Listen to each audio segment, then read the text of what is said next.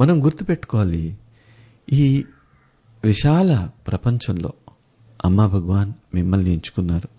అమ్మా భగవాన్ మిమ్మల్ని ఎంతో అధికంగా ప్రేమిస్తూ ఉన్నారు. మీకు సహాయం చేయాలని, మీకు అనుగ్రహం అందించాలని, జీవితంలో శాశ్వతమైన ఆనందాన్ని ముక్తి ద్వారా అందించాలని ఎంతో ఎదురుచూస్తూ ఉన్నారు. ప్రతిసారి శ్రీ భగవాన్ చెప్తూ ఉంటారు, మనము 81,000 మంది అవ్వాలి, ఈ ప్రపంచానికి ముక్తి స్థితిని ఇవ్వచ్చు, లేదంటే మనిషి పిచ్చివాడిగా మారిపోబోతున్నాడు.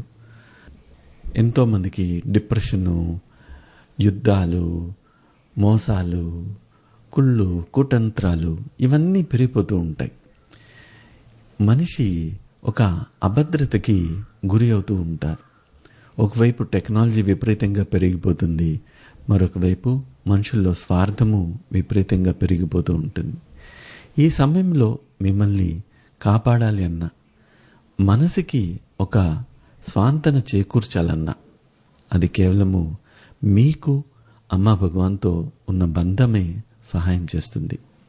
లేదంటే ఈ అసంతృప్తి జ్వాలల్లో మీరు నిరంతరము మండిపోతూ ఉంటారు.